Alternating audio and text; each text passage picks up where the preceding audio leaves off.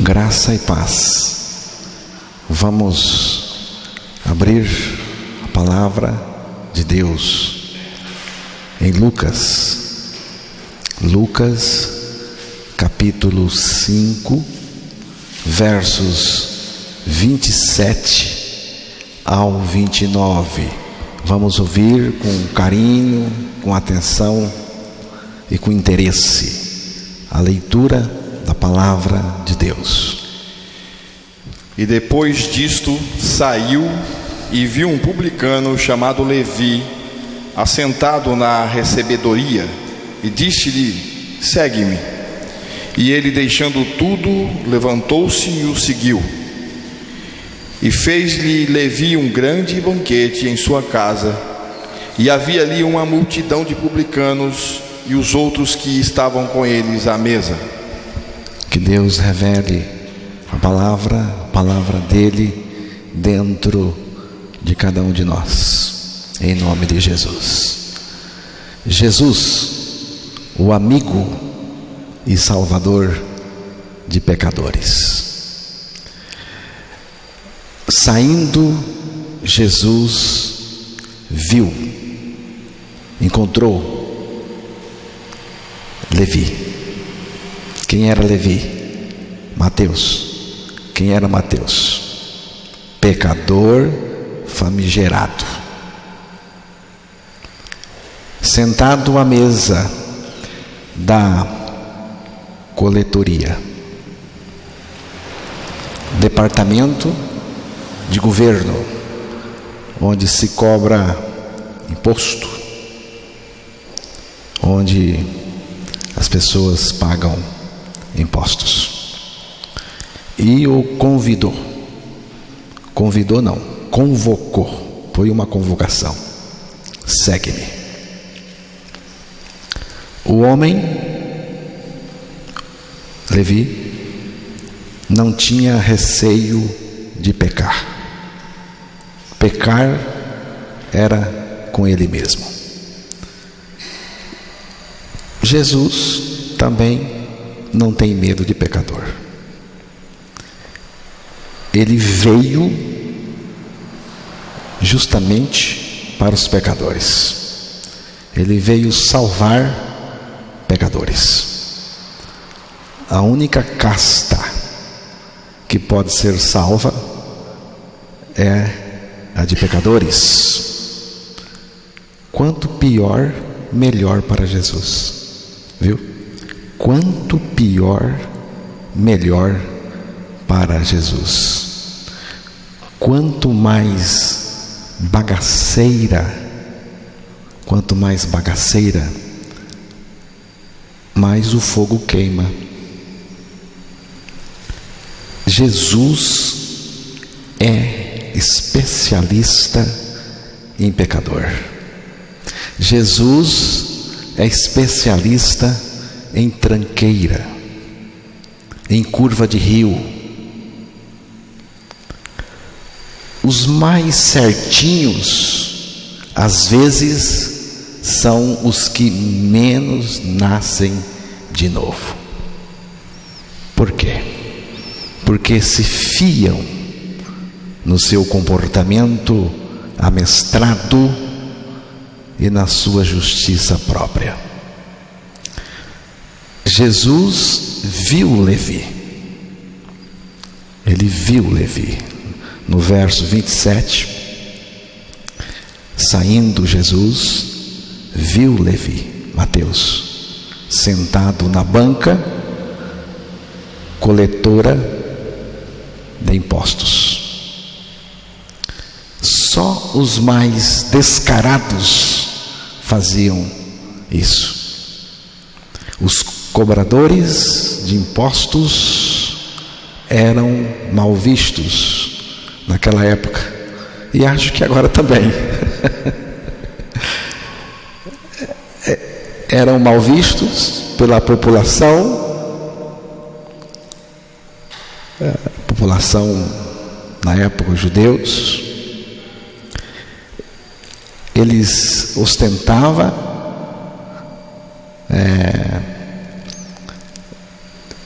eles eram mal vistos e eles ostentavam essa posição diante do povo. Eles eram cobradores de impostos e naquela época eram homens corruptos.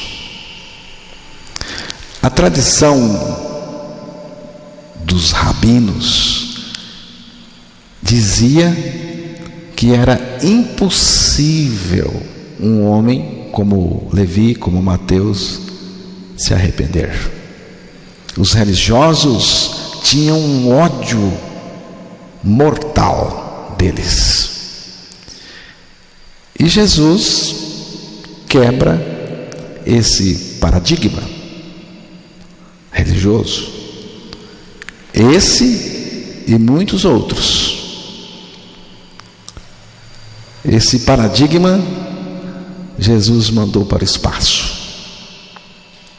A presença de Jesus no contexto religioso da religião judaica causou uma revolução. O sistema religioso entrou em choque com Jesus. Não só entrou em choque, como ficou também em estado de choque. Jesus representa tudo aquilo que não é religioso. A diferença entre o Evangelho de Cristo e a religião é muito grande. É grande demais. É impossível, irmãos, harmonizar Jesus com a religião. Não temos como alinhar essas duas coisas. Jesus não se encaixava no esquema religioso da época, e muito menos hoje, porque hoje o esquema religioso é ainda pior. Alguém pode estar pensando, ele está falando das religiões chamadas pagãs. Não. Neste momento estou falando do cristianismo mesmo. Os homens nivelaram o cristianismo por baixo, ao mesmo nível do sistema religioso. O paganismo está dentro do cristianismo.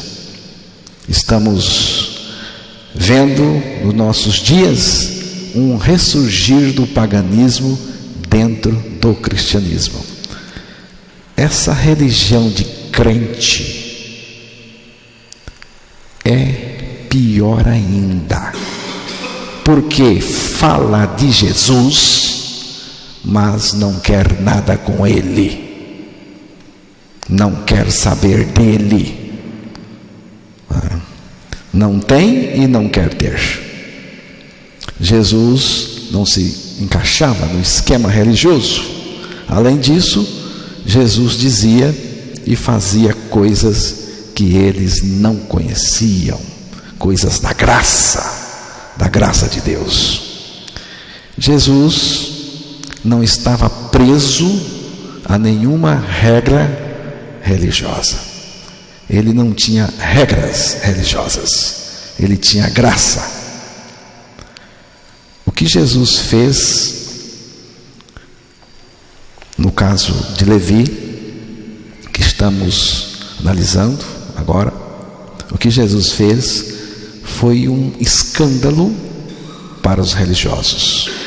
Jesus dá uma demonstração tremenda da sua graça, chamando aquele homem pecador, grande pecador, para segui-lo pela sua graça soberana e maravilhosa. Jesus viu Levi, Mateus. Jesus viu, o texto disse que Jesus viu Levi. Não foi Levi que viu Jesus, mas Jesus que viu Levi primeiro. Foi Jesus que veio na direção de Levi e não Levi que foi na sua direção. Você está percebendo? Foi Jesus que encontrou Levi e não Levi que o encontrou. Levi não buscou Jesus, Jesus buscou Levi. Levi não foi procurá-lo, mas Jesus veio até ele.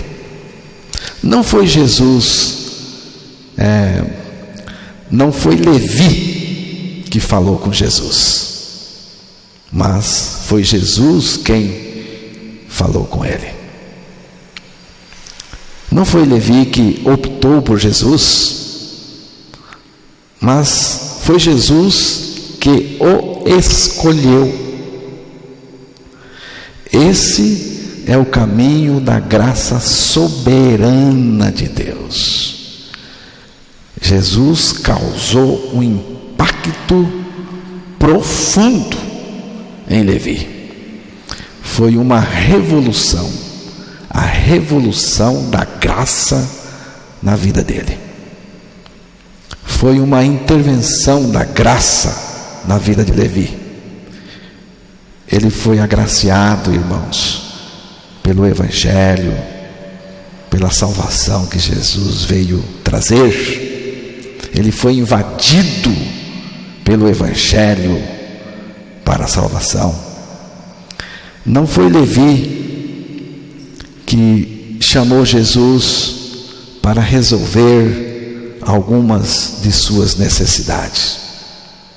Oh, Jesus, vem cá, tem umas necessidades, vem aqui, vamos conversar, resolva para mim. Não, foi Jesus quem o convocou soberanamente e graciosamente: segue-me, segue-me.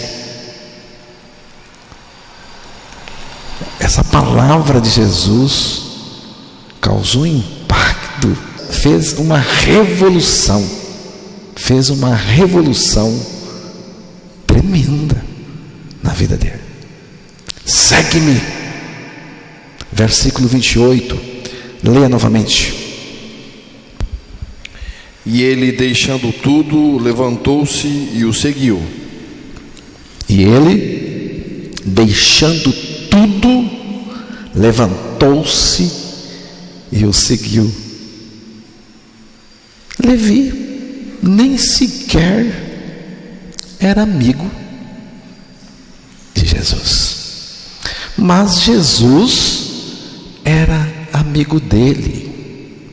Por isso ele se tornou depois amigo de Jesus.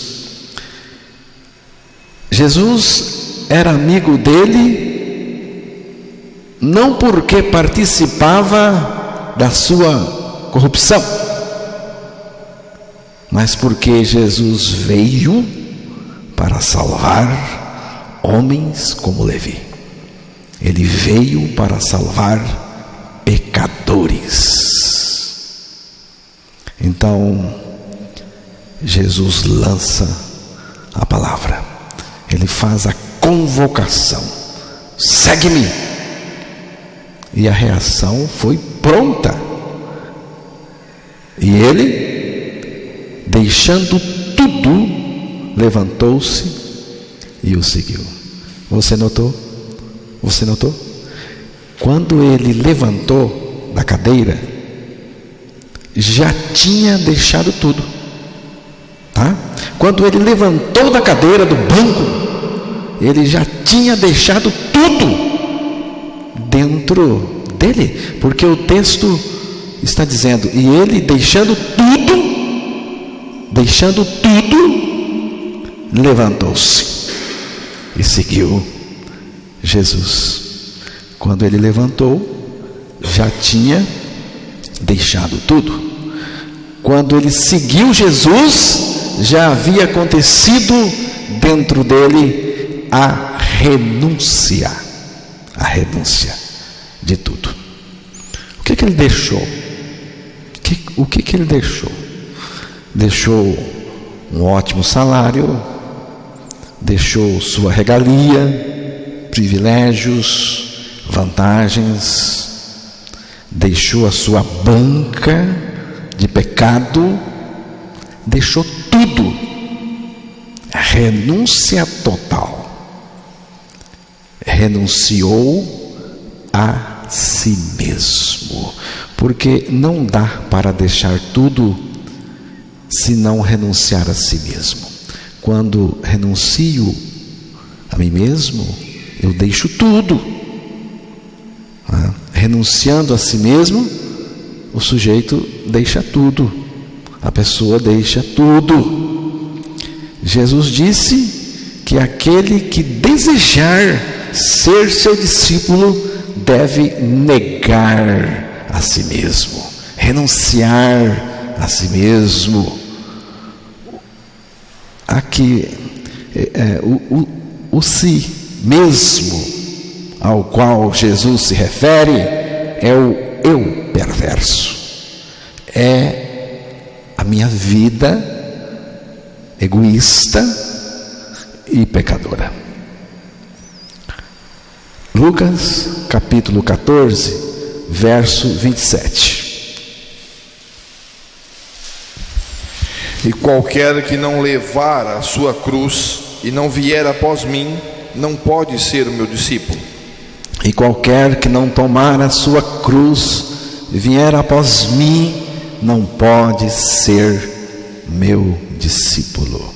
Se não passar pela cruz, não pode ser discípulo. Não pode. Não pode. Se não passar pela cruz, não pode. Ser discípulo de Jesus não é imitá-lo a ponto de se tornar igual a Ele. Não será com a pretensão de ser igual a Jesus que seremos seus discípulos. E qualquer que não tomar a sua cruz e vier após mim, não pode ser meu discípulo. Não pode. Tomar a cruz significa morrer com Cristo nela. Tomar a cruz não é carregar a cruz. Não é. Tomar a cruz é morrer com Cristo nela. Tomar a cruz não é sofrimento, fardo. Não. Tomar a cruz é morrer nela. Quando uma pessoa carregava uma cruz nas ruas de Jerusalém, já tinha dado adeus para a família e para os amigos. Não voltava mais. Não voltava mais. Jesus, Ele mesmo carregou a cruz. Teve uma pessoa que ajudou Jesus levar a cruz por um pedaço do caminho, mas não é para sermos carregadores de cruz. Temos que morrer nela. Jesus foi aquela cruz, morrer por nós, mas também nos fazer morrer com Ele lá. Tomar a cruz significa morrer com Cristo nela. Antes de ser discípulo, é preciso uma experiência de crucificação com Cristo. É importante que você preste atenção agora. Renúncia sem cruz não existe. E só a renúncia da cruz é verdadeira. Lucas, capítulo 14, verso 33. Assim, pois, qualquer de vós que não renuncia a tudo quanto tem, não pode ser meu discípulo. Qualquer de vós que não renuncia tudo quanto tem. Você viu que Levi renunciou tudo. Aqui diz: qualquer de vós que não renuncia tudo quanto tem, não pode ser meu discípulo. Renuncia tudo quanto tem. Como uma pessoa renuncia tudo que ela tem? Você já pensou? Você já pensou como uma pessoa renuncia tudo o que ela tem? Se morrer, a pessoa abre mão de tudo. Se morrer, abre mão de tudo. Abre mão de tudo quanto tem. E também da sua própria vida. A cruz nos reduz a zero, a fim de que Cristo vive em nós o tudo que Ele é. Na cruz somos reduzidos a nada. Somos reduzidos a nada. Mas é a partir do nada que Deus cria. Resumindo, eu me considero morto com Cristo, para Cristo viver e reinar em mim. Não é um esforço meu para me tornar naquilo que Cristo é, mas Ele mesmo vivendo em mim o que Ele é. Ser discípulo de Jesus é isto. Vamos voltar lá para Lucas 5, o verso 29. E fez-lhe Levi um grande banquete em sua casa, e havia ali uma multidão de publicanos e outros que estavam com eles à mesa. Então Levi ofereceu a Jesus uma grande festa em sua casa. Quem participou da festa que Levi deu? Levi, porque a festa aconteceu na sua casa. É Jesus, porque a festa foi oferecida a Jesus, a festa foi para Jesus. E os amigos de Levi, os amigos pecadores. Festa fala de quê, irmãos? Festa fala de quê? Para mim, festa fala de alegria. De alegria. Festa sem alegria não presta. Festa sem alegria não presta. Festa triste é uma tristeza. A cruz tem uma alegria, porque Levi renasceu da cruz. É a vida que nasce da morte. Morrer para renascer. Morrendo se renuncia tudo para ganhar tudo. Renuncia tudo para ganhar tudo. O tudo que ganhamos é Cristo. Então, tem alegria. Tem alegria. A cruz tem uma alegria. A alegria da salvação. É impossível passar pela cruz e ser uma pessoa triste. É impossível, irmãos, passar pela cruz e ser uma pessoa triste, bicuda, bronqueada o tempo todo. Alguém me disse: eu estou com uma tristeza. Mas por que você está triste? Não sei. Não sei porque eu estou triste. Mas eu sei porque você está triste. Você está triste por causa do seu próprio egoísmo, por causa do seu eu insatisfeito. Nada basta para você. Você precisa morrer em Cristo Jesus para ganhar o motivo da alegria. Alegria aqui dentro. O motivo é Cristo. é a vida de Cristo.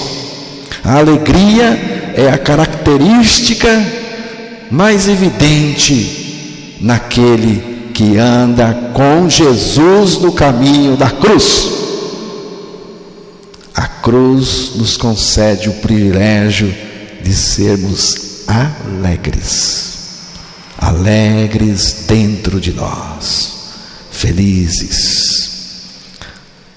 A alegria de Levi não foi por causa da festa, mas a festa que ele ofereceu foi por causa da sua alegria. Ele estava alegre demais, contente demais.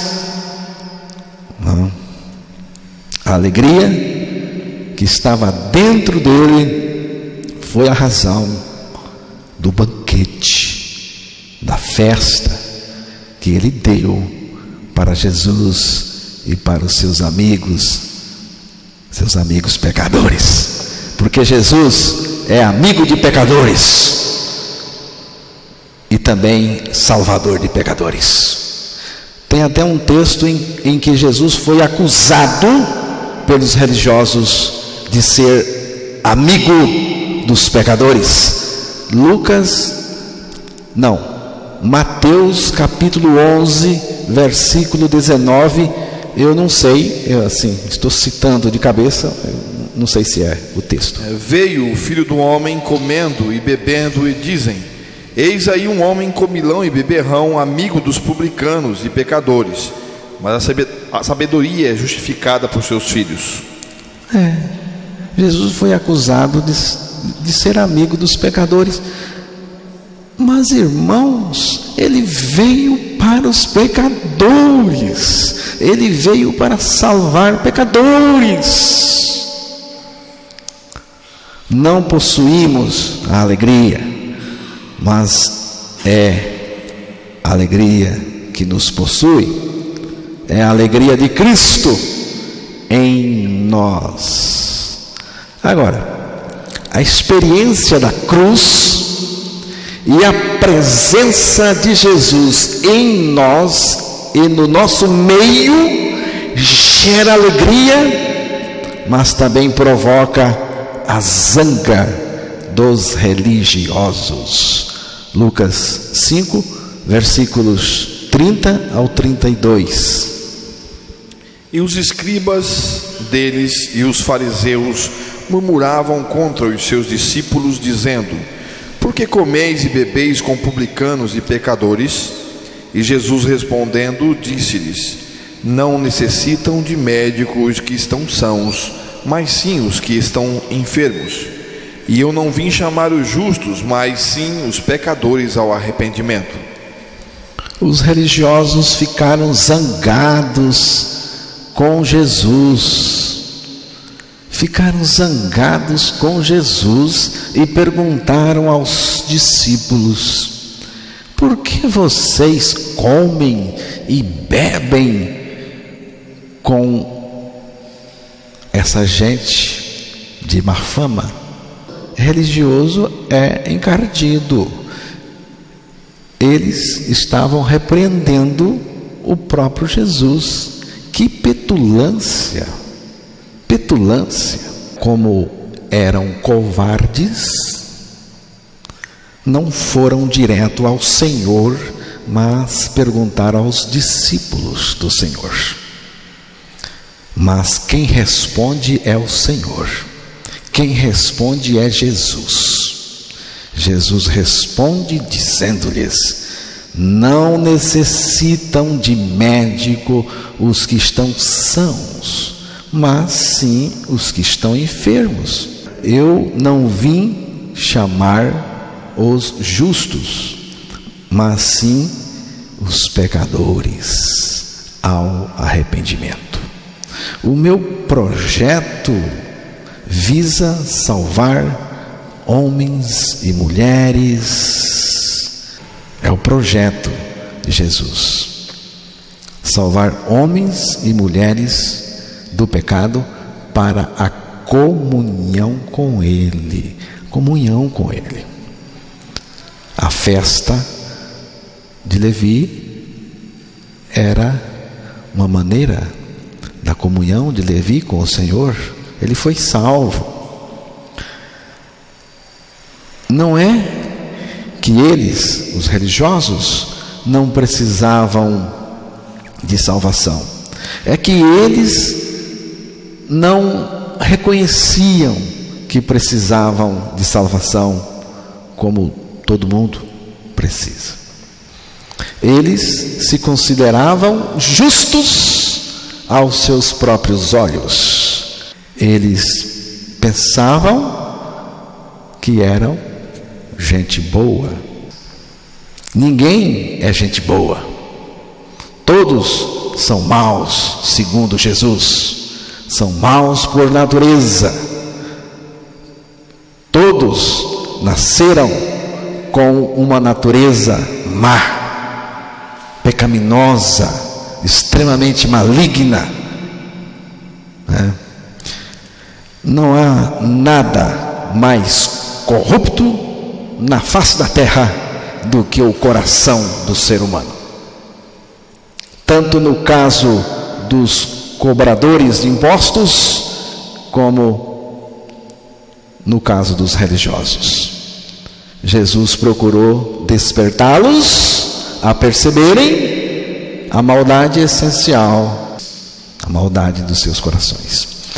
A graça de Deus começa mostrando que somos pecadores. Começa mostrando o que somos. O que somos. Porque Deus veio nos salvar do que somos.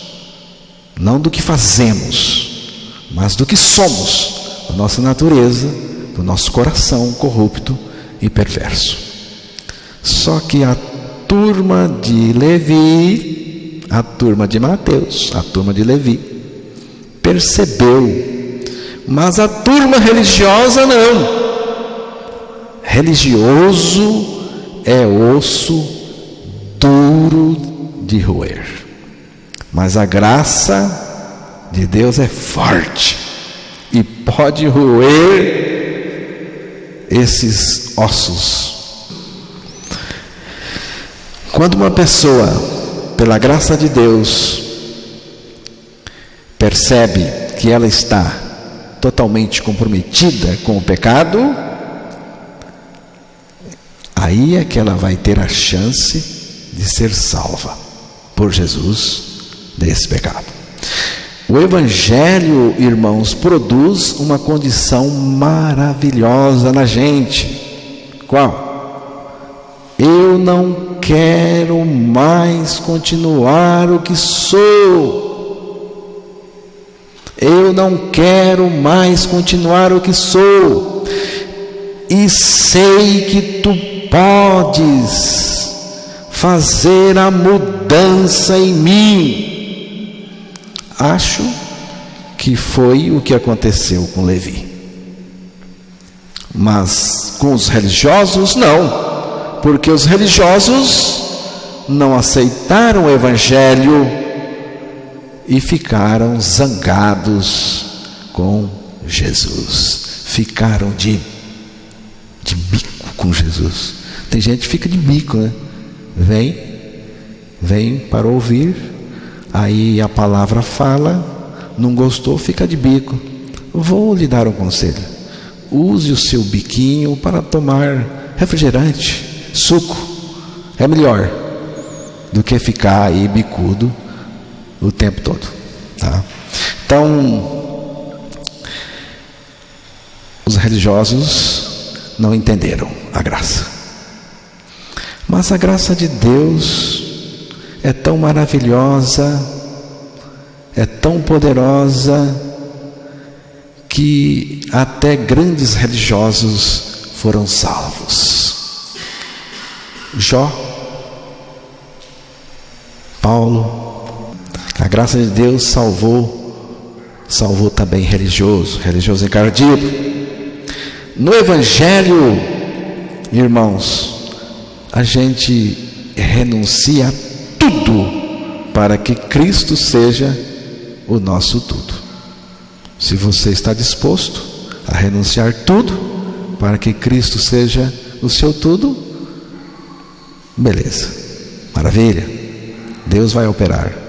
Se não, fique com sua vida, fique com sua banca, fique com suas coisas. Não é? A coisa mais difícil de renunciar é a religião. Você pensava que era pecado? Não. A coisa mais difícil de renunciar é a religião. O cara diz: eu não abro mão da minha igreja, da minha religião. Eu aprendi assim, meu pai ensinou. Religião, para renunciar à religião é difícil. Não. Levi não era religioso. Ele não era religioso. A salvação de um pecador é um espetáculo grandioso. Para mim é. A salvação de um pecador é um espetáculo grandioso. Mas a salvação de um religioso encardido é um milagre fora de série. Os religiosos não se sentem à vontade na presença de Jesus. Se sentem pouco à vontade na presença de Jesus. Por isso, insatisfeitos, buscam experiências fora de Cristo, fora da pessoa de Cristo. Levi trocou tudo por Cristo. Ele trocou tudo por Cristo. Se Cristo é o nosso tudo, até por inteligência não devemos buscar mais nada. A coisa mais importante que temos que priorizar antes de qualquer coisa e acima de tudo é a pessoa de Jesus Cristo. Jesus é essencial. Jesus é essencial.